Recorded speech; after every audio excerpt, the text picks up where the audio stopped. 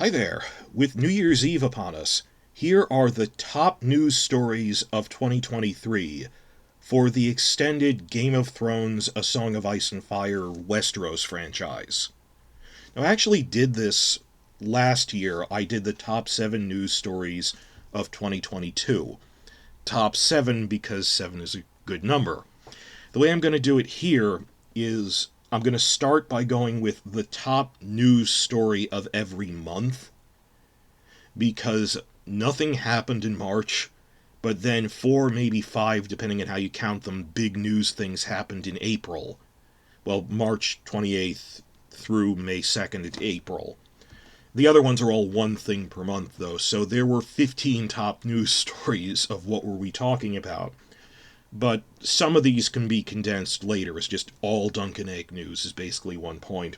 This makes sense by the end of it, that by the end of the list I go, you could count this as 7 things, and the 7th point is really kind of 4 things in one. So if you want a top 10 list, I also split that off right at the end. This makes sense if you see the whole thing.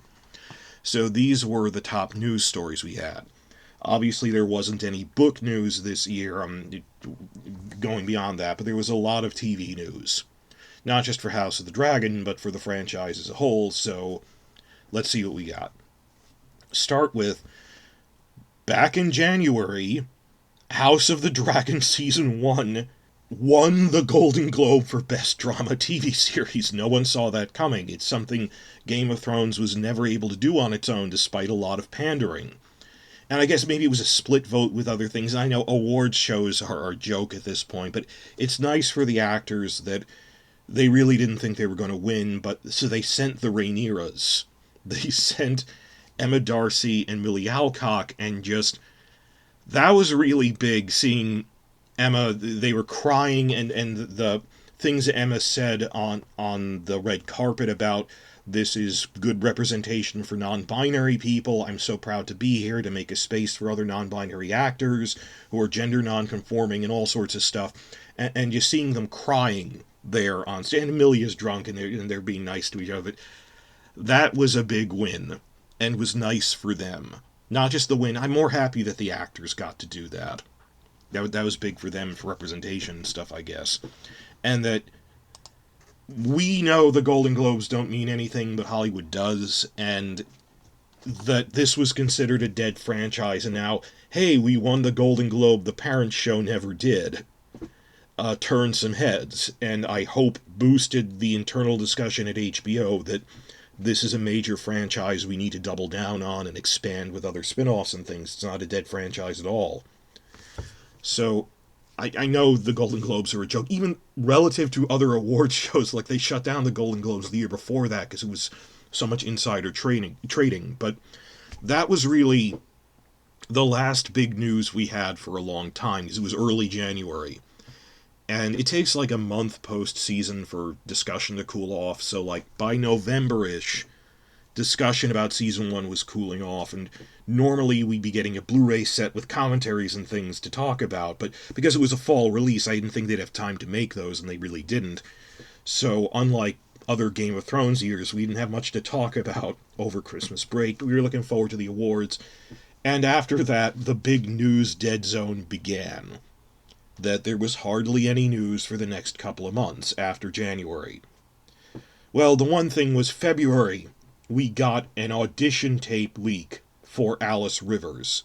What happens is when actors don't get a part, but they liked the audition tape they did, they'll post it to their Vimeo channels. This happened before for other characters. So we knew the actors who posted that clip didn't get the part, but it gave us a sense of how are they writing Alice Rivers, who we knew would probably be in Season 2, but that was interesting, sparked discussion, but other than that audition leak, there wasn't really that much other stuff. We did get that making-of book, which I do not count as the news event of February, because it turns out there weren't any bombshells in it, because they kind of slapped it together pretty fast. Like I said, it's like a dozen good interviews, which there's info to get out of it, but it was nothing huge. I wanted more like early concept art and discussion. It was nothing grabbing headlines like the Alice Rivers audition leak. Then we really got in the news dead zone. By March, there was nothing to talk about. And the reason for this is, and they said, we delayed filming a month They started filming in April, but we only started getting leaks by May because we didn't know if season 1 would be a hit, and now that it is, we need to reassess what are we doing with this as a franchise, what is the season layout for specifically House of the Dragon. That they were lowballing it when they said, 2 or 3 seasons, now it's at least 4, maybe 5, because they're going to keep going with the Regency era. But when people go, what was Martin doing? They were having high-level meetings planning out the franchise phases for the next 5 to maybe 10 years. Planning takes time, and I understand that. So behind-the-scenes stuff, where they had to rewrite things and figure out, okay, we're not rushing this, was going on behind the scenes, and I knew they'd need to do that, but that was quite the news dead zone in March. And so many people have, not just my channel, all channels, there wasn't, it destroyed our momentum.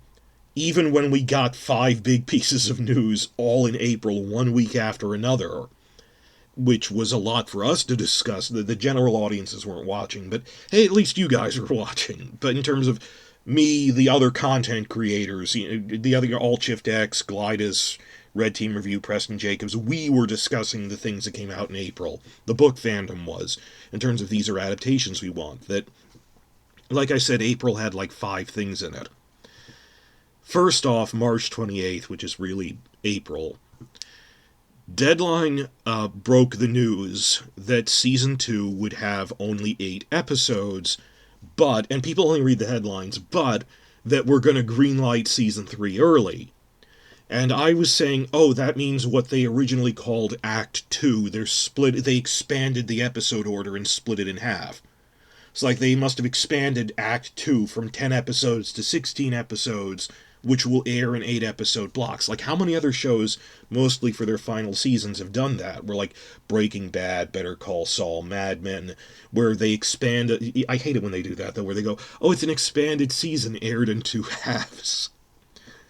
But people needed to freak out about that, even though you have no indication... No, they are discussing more seasons, even as they're saying, well, it's only 8 episodes. That isn't... Why do people do that? Tell me in the comments. Why were they going, oh, they lost confidence in it. They even said the reason we're taking longer to make it is because we're planning out even more seasons and extending the order. So that, of course, led to a lot of debate. Later that month, Hollywood Reporter, head of drama Francesca Orsi, even spelled out, we are now talking about at least 4 seasons. Quote, at least 4 seasons. So, okay, most shows these days don't have 10-episode seasons. In the streaming era, like Lord of the Rings, the Witchers, and Wheel of Times, and so when people keep going, I want 10 episodes again. That's not going to happen. Shows don't work like that anymore. And it's not unusual. You're not being shorted, it's they're extending more seasons. And I've said, given a choice between 4 seasons of 10 episodes and 5 seasons of 8, I'd rather have it run for 5 seasons so we have more time to talk about it. But there was that whole raging debate over, what do you mean the episode... Just pay attention to what they're saying. Did the blind hype of seasons 5 through 8 gut IQs so much, gut the analytical capacity? Apparently it did. That people aren't... This is pretty obvious, but... Sorry, Millie.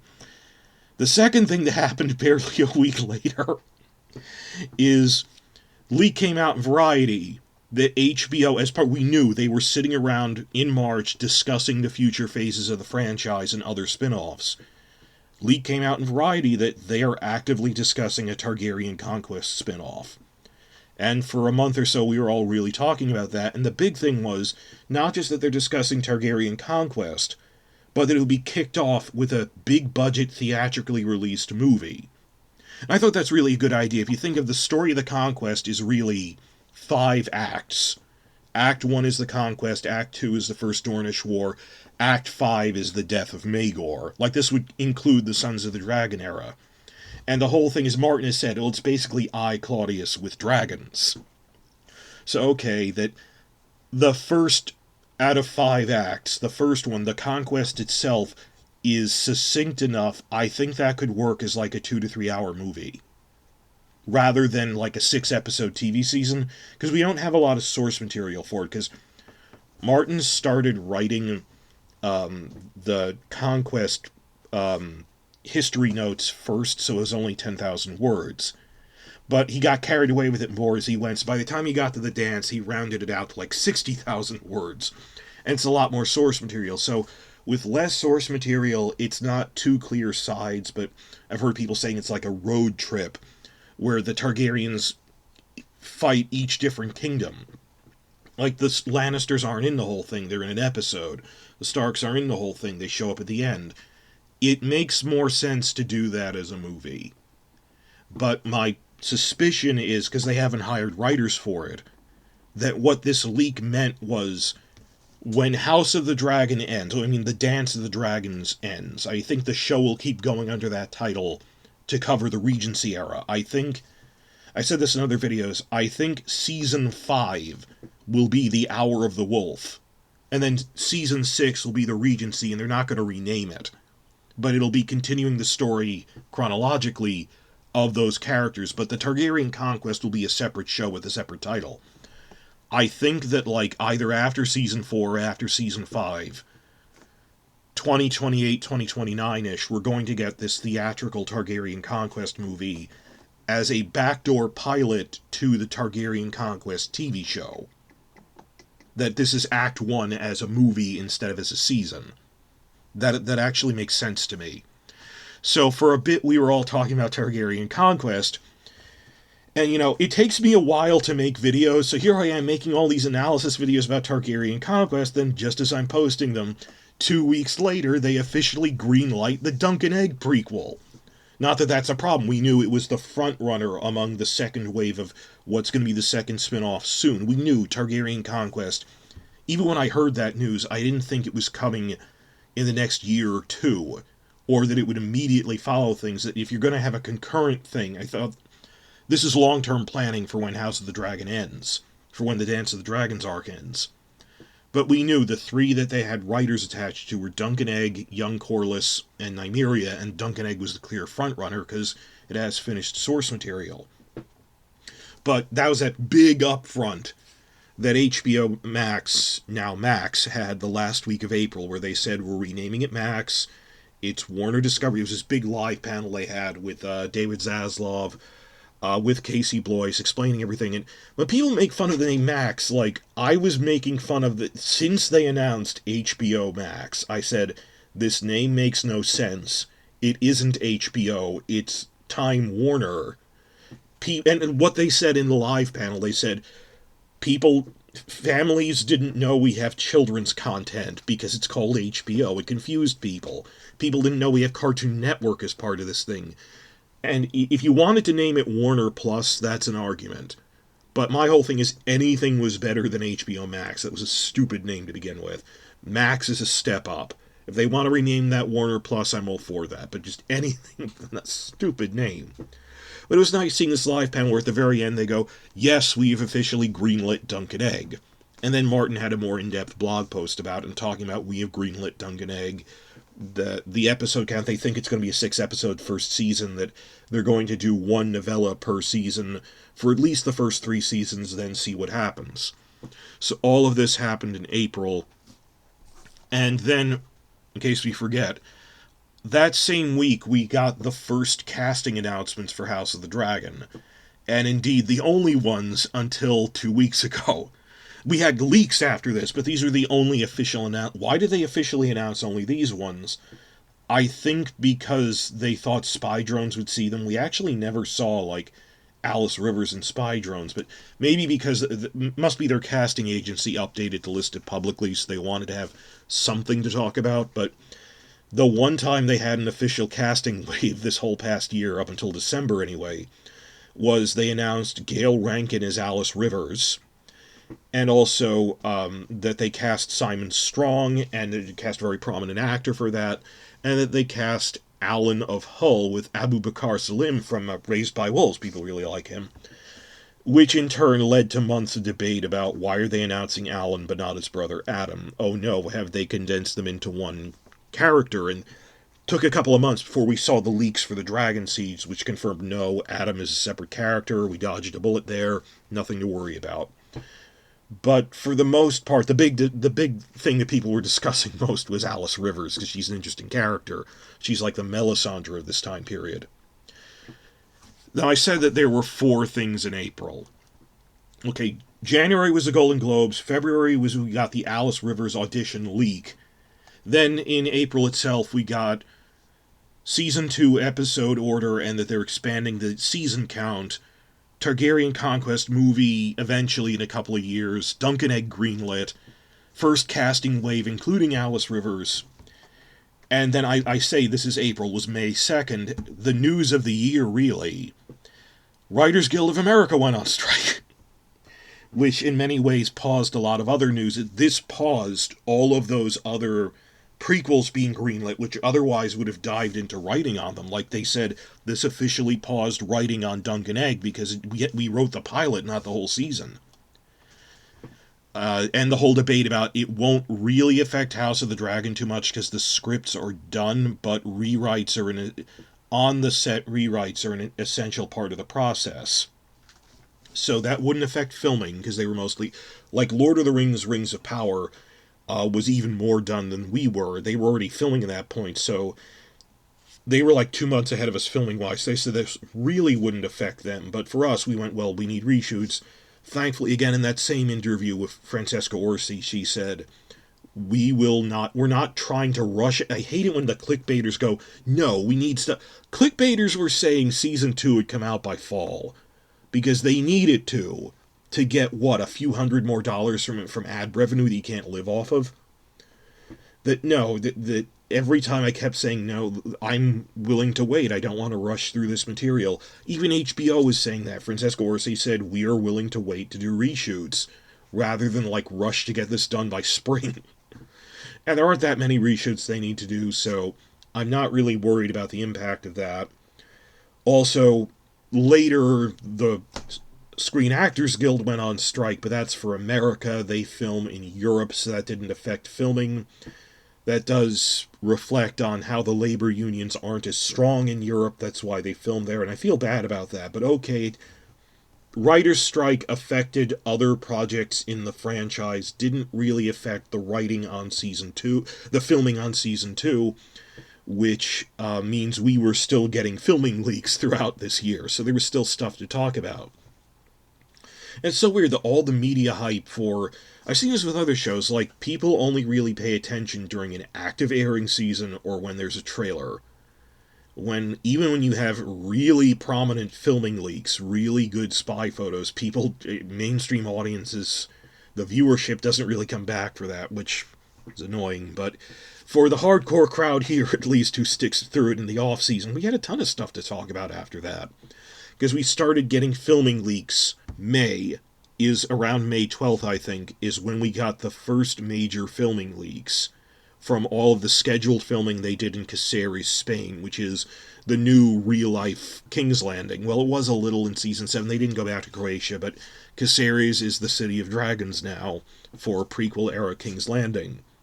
And we got a ton of really good spy photos from the first set of filming. We got this big invented funeral procession, which fits. I think it's a good idea that you saw Alicent, you saw Helena, you saw these new characters who are lieutenants of the Greens that they're introducing. From House Rain, from House Estermont, from what I think is Vaemon Valarian's son. So we saw a ton of stuff from that. Then we saw them with the blue screen dragon head from another episode. So there was a ton of stuff to talk about in May from Caceres filming. June, then, was Wales filming. They wrapped in Spain, moved to Wales as a new filming location this year. I think they're going to go back there for every year now. It's a lot of interesting physical features you have there. That our new version of what Maghermorn Quarry was in Northern Ireland is Trevor Quarry in Wales, where they built like a Dragonstone set and a Harrenhal set, the exteriors. So while not as prominent as these, big funeral processions in the streets of Caceres, we got very exciting spy photos in June of the dragon seeds lining up. And we tried to guess who some of them were. We confirmed Kieran Boo is Hugh Hammer. He's a big character. So all of June, we were talking about the dragon seeds. That's also when we confirmed that, yes, Adam of Hull is in this as a separate character. Runner-up for the top news of June is, for me, I know other channels weren't talking about it, but for me, is that the House of the Dragon Episode 1 script went public as a PDF on Deadline. It was really I made this whole big video of the 20 big changes from script to screen. And it was nothing bad. It's so weird and invigorating to have scripts that we actually enjoy, unlike where I'm getting angry in Game of Thrones. They're just little details like, yes, that Baratheon knight was Boros Baratheon wearing a helmet. They had some lines saying it was Boros, but they cut them for time. Little things, and also, like, what we know were deleted scenes they filmed that were in the script we got to see, like that huge scene of, we knew they filmed this, we'd seen still shots of Viserys and Daemon talking about the Doom of Valyria and prophecy and Daenerys the Dreamer, that we got that whole thing. I made that as a standalone video, just for our purposes as hardcore book fans and for the lore people, the script was really interesting. And for the shippers, the Rhaenyra Alicent shippers loved every tiny moment where I'm like, you're reading into it a little, that their intimacy level, but they had fun with, this line here that they're giggling, but the hardcore fans had fun with the script, but that wasn't really getting the public attention. The top news of June was we got spy photos from Wales of the dragon seeds, and a couple of other things like armies moving around and stuff, but nothing as huge as that. Even bigger news, I think probably the point where we started getting really surprising spy photos that aren't just, this is a really interesting funeral procession, but it's not that different from what the books did. In July, we got spy drone photos that they're building a set of the Wall for the Night's Watch at Leasden Studios, which at first we didn't think was too big of a change. They'll probably visit the Wall and talk about the new gift land deal, Jace when he's with Cregan. It would be nice to check in on the Night's Watch, which of course changed by September, but I'm getting that. But we were talking about, the Wall will be back. What was the top news of August? That's the point where we started getting many reliable casting leaks. They weren't confirmed, but I saw them with my own eyes, things I can't share, that I knew that, yes, this is confirmed. Raised by Wolves Amanda Collin, who played Mother, Danish actress Amanda Collin, who played Mother in Raised by Wolves, is Jane Arryn. This is when we started narrowing down that Tom Taylor is probably Cregan. Of course, the untold story of the whole summer was the search for Daeron and Cregan. And we knew Cregan had to be in Season 2, but eventually realizing Daeron probably isn't in this. But every casting leak is this Daeron. That by August, I started thinking there were 2, maybe 3 top candidates for Cregan, but it wasn't just random guesswork anymore. We were narrowing it down to him. And I knew, we pretty much knew it was Tom Taylor by September, even though it was only confirmed by December with the teaser. But okay, the news from August was we started getting a lot of reliable casting leaks. But for mainstream news, this is a twofer, though I can't really decide between the two of them. For other people, the top news of August was, this is when they went to film in Surrey, in southeastern England, where we had gorgeous spy photos of the Battle of Rook's Rest. And as other people said, I remember winteriscoming.net on their podcast, Dan Selke pointed out, there's nothing spoilery in this. We know what the Battle of Rook's Rest is. We knew it was coming this season. And there's nothing really big in it. It's just, was someone out there in a camouflage ghillie suit, one of those sniper suits, the guy that Unbox PhD who got these gorgeous spy photos? Because they're filming outside in a field. Just gorgeous photos of the armies.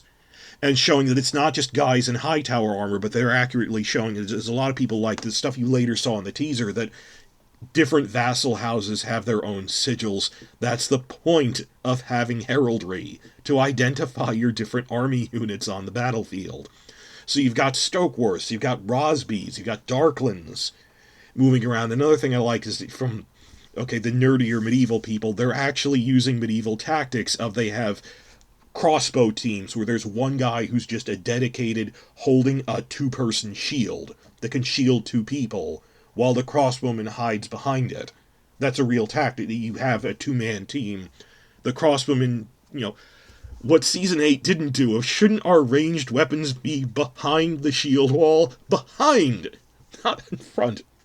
But that was just me. But just the level of quality on those photos, and we even saw like they were 20-second video clips on Twitter of the cavalry charges. If they have at least 24, I counted it was like 30 guys in one cavalry charge by the high towers, which are going to digitally double up, of course, but 70 live horses was at least 30. So what caught the public's attention, I mean, on major news sites were even reporting on, look at how good these spy photos are. I mean, visually they're more impressive than the blurry dragon seat photos. Those of us who know the lore, are excited about dragon seat spy photos for, oh my god, that could be that character. But for a mainstream audience, they love the battle spy photos, even though there's nothing really big in them. Then we got what I would say is probably the biggest spy photo of the year, hands down. We got a spy photo of the inside of the makeup trailer showing a makeup thing that clearly shows whites, undead zombie whites, labeled undead. The White Walkers are returning.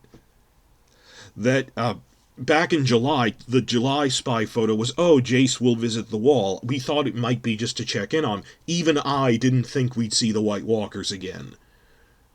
To that extent, that they actually have a thing in the makeup department of we're developing White Walkers, and at least the zombies.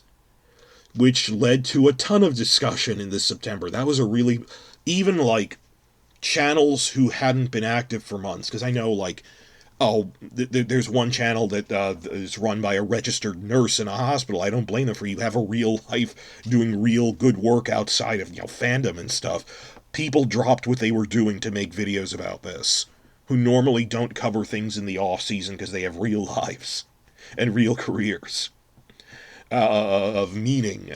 We're dropping to go, the White Walkers are coming back, and how we actually are cautiously optimistic about this. So that was the September news. October, the big news, because filming wrapped on September 29th. So we officially stopped getting it. There might be reshoots, but we wouldn't get filming leaks anymore. And what a leak it was. The last leak was the biggest one. September was the end, and we got White Walkers are coming back. And not just the White Walkers, but also we got these real, because they were filming in a public park, about a dozen or two Night's Watch Rangers in full gear riding out at night. You see a brief shot of that in the teaser trailer. We actually saw really good spy footage of that. But even then, that could have just been them escorting Jace to the wall, not necessarily the White Walkers are coming back. That one shot of the makeup thing, the zombies are coming back. And again, cautious optimism, I think that they're going to actually do book lore things with that Game of Thrones didn't after, like, season 3. That you did not get the story of the books. And just as people hated on, I don't want to see anything with Targaryens in it again after what season 8 did, this will change once again. You thought you wouldn't watch House of the Dragon season 1, and it was good, because it wasn't the fault of this story, it was the fault of those showrunners who were phoning it in to jump ship to go do Star Wars movies. That this will probably be a chance to, rehabilitate is a strong word, but at least show, no, the White Walkers of the books are cool. You're angry at the stupid White Walkers of the old show. We shall see that. But again, everyone, Red Team Review, Glidus, everyone was like cautious optimism of Condal has proven he's being faithful to the book story. Let's see what they do. I mean, obviously the White Walkers were around 200 years ago. Let's check in on what they were doing. Might be interesting with the human sacrifices and stuff at the Night Fort. We'll see what they're doing. So, the big news after all of those leaks for October, now that filming was over, late October, we got news that the casting process has officially begun for the Dunk and Egg series. Because also tying in with it, the news of May was the Writers Guild strike. Writers Guild strike finally ended by, I think, late September, and we were waiting for, hopefully this means the process behind the scenes will start up again for Dunk and Egg that got paused because of the writer's strike. And indeed, 2 or 3 weeks after the strike ended, just circulating through Twitter, we saw this casting sheet that said 2 roles for an upcoming big HBO show. one guy who's at least 6 feet tall, and for this snarky kid who's his sidekick, we went, this is Dunk and Egg, isn't it? And it had to be. So, yes, the process of casting Dunk and Egg has begun. I mean, casting has begun. They haven't cast them yet, but they're filming in 3 months. So that's got to be something. Which led to all the Dunk and Egg discussions. So then, my channel at least, I then put out a lot of backlog Dunk and Egg videos I had since April that I was waiting on. Then in November, the big news, it wasn't as big, but it was just the post-strike aftermath. Now that the strike is over, everyone's waking up for their winter slumber again, as it were. George R.R. Martin himself, people might pay more attention when he does a video interview. He was doing a video, well, it was a podcast, but he was on video in a clip for this Portuguese news site.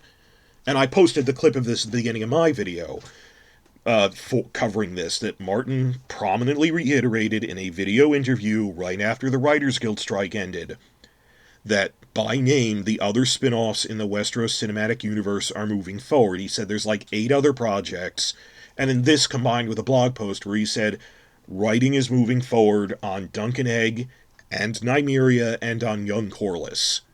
That 2 years from now we're getting a Nymeria show and a Young Corlys show. Those will be the 3rd and 4th spin-offs. And I made one big summary video about that with the clip at the beginning going, because so many people were really not paying attention to this and going, is it one of the 8 Robert's Rebellion or the Blackfire Rebellion? No, that's not in this phase. That's a later phase. That they said there's like 3 to 4 animated things, and Dunk and Egg is the second one. Another one is, if you look at the year, don't you remember in April when they said we're discussing Targaryen Conquest? And Nymeria and Corlys, that makes 8. Fine, so just reiterate, people just weren't paying attention. This is November, 6-7 months after they spelled out pretty clearly in April, these are the other spin-offs. After the strike, they had to reiterate it again very prominently, but Martin giving prominent interviews and prominent blog posts updating this is the status of the wider cinematic universe we're building. And then, of course, December, the top news was the teaser trailer, which I am lumping in as one event with, rather than count as 2 events, that the same day as the teaser at that Brazil Comic-Con panel in Sao Paulo, they also officially confirmed that yes, Tom Taylor is Cregan Stark, yes, Clinton Liberty is Adam of Hull, and a couple of other casting things, but those big... Cregan Stark lives to be a very old man. He could plausibly be in a first Blackfire Rebellion thing. Like, he'd be 88, he'd be played by a different actor. But the Cregan actor is going to be with us for as long as they're doing the Regency show. And possibly later than that, if he ages into it. That we're going to be living with Tom Taylor for a very long time. Kind of the opposite of when they cast Ned Stark. That, no, he stays around for a long time on a show where people die off really quickly. But I count that as one event, because as part of the panel where they showed the teaser, they had casting announcements. The CCXP Brazil panel where they showed the teaser and had the casting announcements, for most people it's just a teaser, and everyone had to weigh in on the teaser, which is great. You know, even other people have noted, not just me, the first teaser is really just re-familiarizing people with remember what happened at the end of Season 1. Other channels noted, like, there wasn't that much new in it. There's 1 or 2 things we could pick apart, but it was still interesting. There weren't really new characters in it or new dragons, but I had heard there wasn't that much CGI in it. There was a lot of CGI in it. I mean, there weren't new dragons, but it's nice just, if you were paying attention to all the filming leaks, which a lot of the mainstream viewers weren't really watching all the filming leaks, that, wow, really good shots of the Battle of Rook's Rest, which we already had from spy photos. Little things about the street riots, that we're getting some Blackwood Bracken action, that one shot of a Bracken soldier.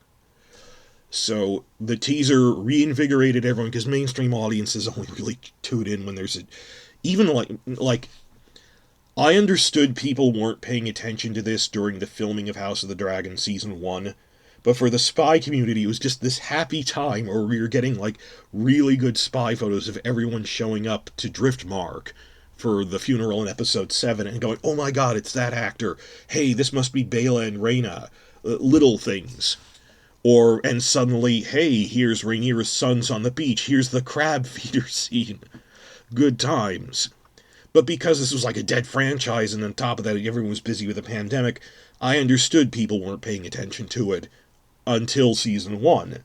But season 1 was a hit, so I thought more people will be following the filming news now. I mean, not just my channel, but like looking at Alt Shift X or Preston Jacobs have a really good breakdown of all the spy footage from Caceres, which is, like really good because it's in the middle of a city. You'd think more people be watching that, but such is the nature of the beast on YouTube that during the off season our viewership Google Trends. I looked on Google Trends. The figure I got from Westeros.org is it fell to like 2% of the viewership of what we normally get through Google Trends. Because it's not coming out every 12 months anymore. When it comes out every year and a half, there's a longer off season where Game of Thrones, like, they'd have a finale in June, and then they'd have Comic-Con and filming start by late July. There was like a 1-month period where there wasn't really that much news. For us, we have a longer thing, and the way around that is have a cinematic universe. If you can only make a show every year and a half, have more than one show.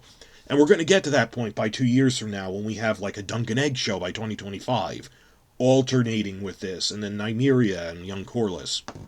So, sorry I've been rambling through this, but it's the year in review. Of course, it would take some time, and I'm doing this all in one take. I am not editing this for audio just so I can rush it out by New Year's. But rattling off the list really fast again, the top news by month was January won the Golden Globes. February, Alice Rivers audition leak. Nothing in March. Followed by April, March 28th through May 2nd, we had the news that Season 2 has only 8 episodes because they're giving it an expanded season order, which we debated a lot. Leak that they're talking about a Targaryen Conquest movie on a scale of a couple of years from now. Dunk and Egg was officially greenlit. No surprise there, but still nice to see. Progress. The first and only official casting wave for basically the rest of the year when they confirmed Gail Rankin as Alice Rivers. May 2nd, the defining news of the year, the Writers Guild strike, even though we weren't that affected for House of the Dragon, the other spin-offs were. May was the Caceres filming leaks. June was the Wales filming leaks with the Dragon Seeds. July was, Jace is going to the Wall, was probably the top news of that month.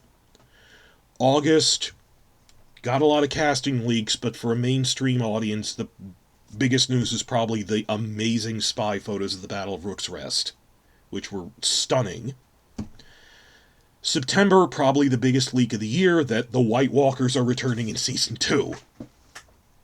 October, strike is over, casting has begun on Dunk and Egg, and around the same time, I think, they said, we expect to start filming in March, because the casting was for March.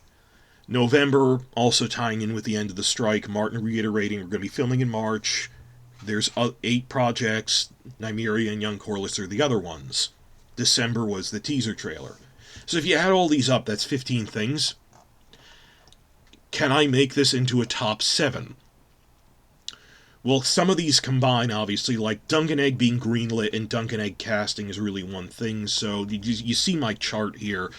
I combine that down to 1, Golden Globes, 2, the episode season order news that we got, 3, Dunk and Egg is starting production, 4, April, we learned all that other stuff about it, because that's after the success of Season 1. They had that meeting for what is Phase 1 of this cinematic universe going to be.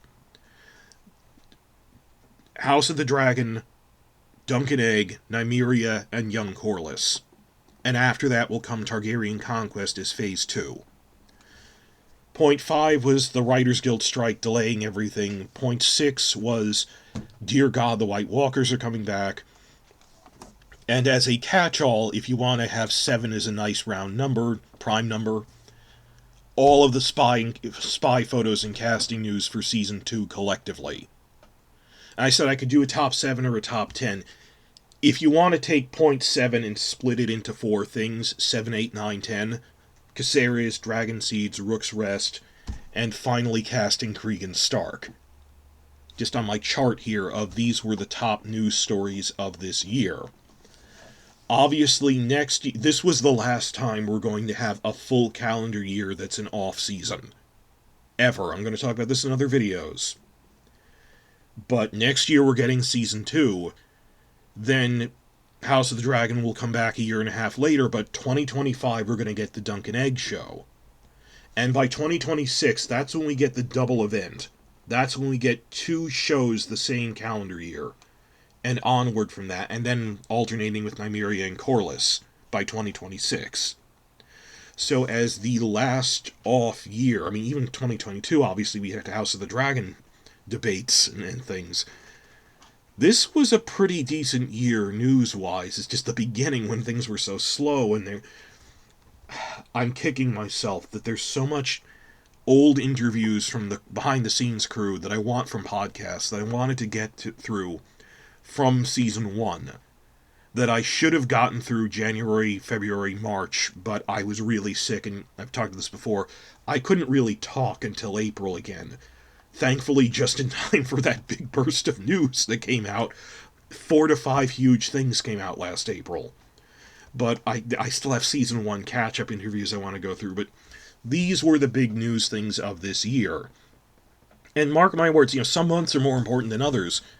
That April, that 1 month will rule over the fate of many, as it were. That was when they planned out, this is phase 1 of what we're doing for the next 5 years, and we got some decent leaks and announcements about it. I think we're getting a Targaryen Conquest movie by 2029, maybe 2028, depending on how they play it. As functionally the first season, then they'll run it on TV a year later, and then go, and here's Season 2, the First Dornish War. I'm going to make other videos after this going, this is what I think the phases are. I think that if a phase is the run of a flagship show lasting 5 to 7 years, long story short, I think they have 20 years worth of content across 3 phases.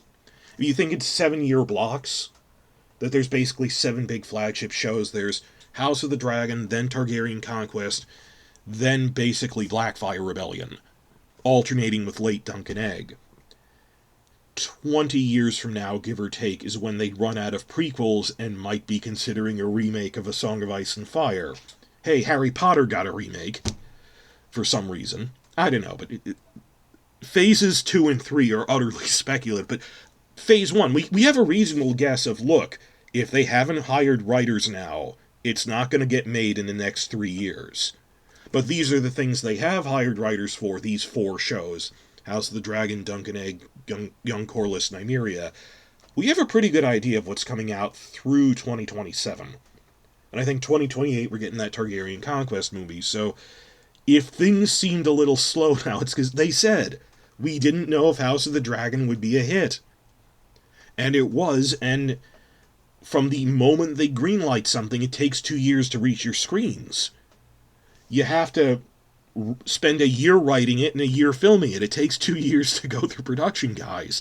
Look at the state of other TV cinematic universes like Star Wars projects, Marvel, to a lesser extent The Boys.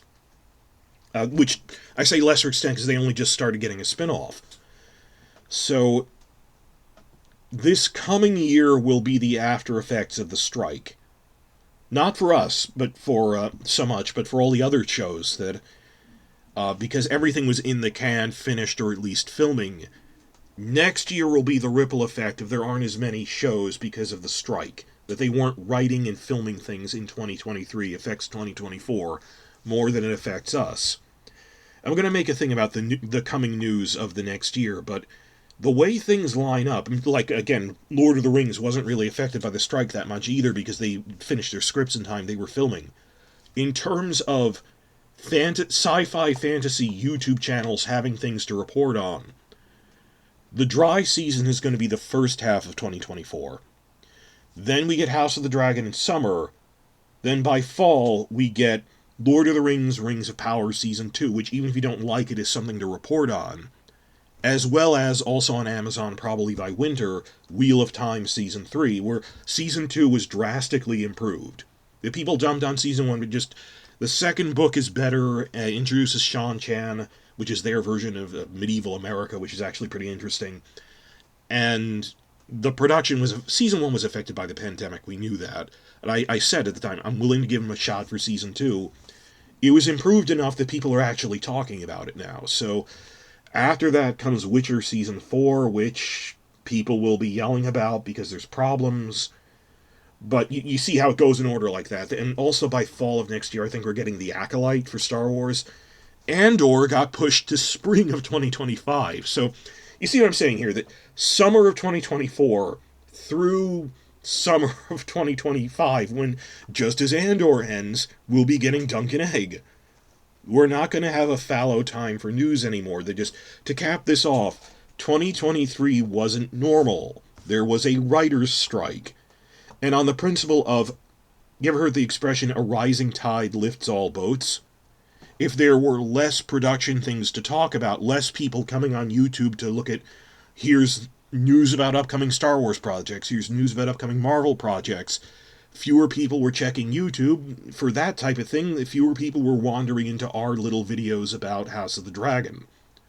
That because the tide will be rising for everyone by next summer, everything will start moving again.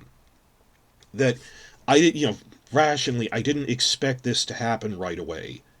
That House of the Dragon Season 1's going to come out, and the 3-year interregnum we've had since 2019, when Game of Thrones ended horribly, will be over. Like, I knew they don't have other shows in the can to alternate with it. They haven't started filming Dunk and Egg yet.